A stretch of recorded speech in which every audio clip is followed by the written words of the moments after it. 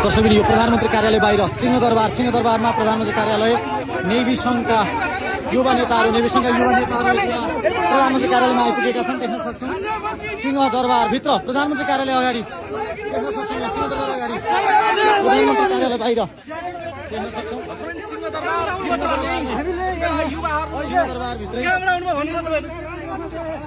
कहाँबाट आउनुभयो तपाईँहरू भन्नुहोस् ल, कहाँबाट आउनुभयो? नेभी सङ्घबाट कुन कलेज? म स्टार एकाडेमिक सानेपा ललितपुर। म चाहिँ नेपाल उहाँलाई बर्खास्त गर्नुपर्छ र जनताले अहिले चरम तर्क मूल्यवृद्धिको जुन शास्ति बेहोर्नु परेको छ, भन्सारमा 100 रुपियाँको सामानमा जुन भन्सार ल्याउने जुन नीति ल्याएको छ त्यसको अन्त्य गर्नुपर्छ र गृहमन्त्रीलाई बर्खास्त गर्नुपर्छ। सरकारले सुशासनको प्रत्याभूति आफ्ना मन्त्रीमण्डलका सदस्यमाथि उठेको प्रश्नबाट छानबिन गराएर सुशासनको प्रत्याभूति दिनुपर्छ। नेपाल विद्यार्थी सङ्घ आज प्रधानमन्त्री कार्यालय अगाडिबाट भित्र मन्त्री परिषदको बैठक बसिरहेका बेला आन्दोलनमा उत्रिएको छ। सरकार जिम्मेवार हुनुपर्छ, 2/3 बहुमत दिएर। प्रधानमन्त्री कार्यालय बाहिर सिंहदरबारमै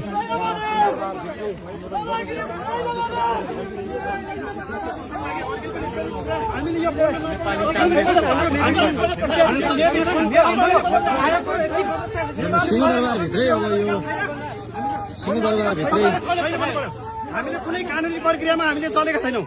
हामी एउटा शैक्षिक सिद्धान्त, किनकि जनतालाई भारमा किन लगिरहेको नयाँ सरकार भएर केही गठन गर्न सक्नु परेन। भएर बस्नु त सकिँदैन नि त सर। हामी कानुन विपरीत त हिँडेको छैन नि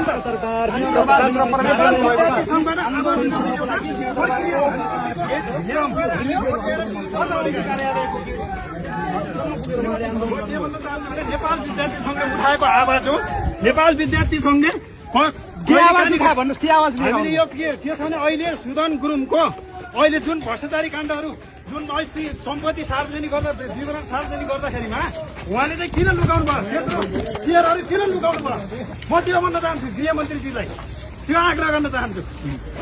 किनकि नेपाल विद्यार्थी सङ्घको एउटा आन्दोलन गर्न पाइँदैन, पाउँछ किन पाउँदैन? हामी सबै एउटा नेपाल विद्यार्थी सङ्घले किन गर्न पाइँदैन? पाउँछ किन छैन नि त सर। हाम्रो गल्ती छैन, हामीले गल्तीमा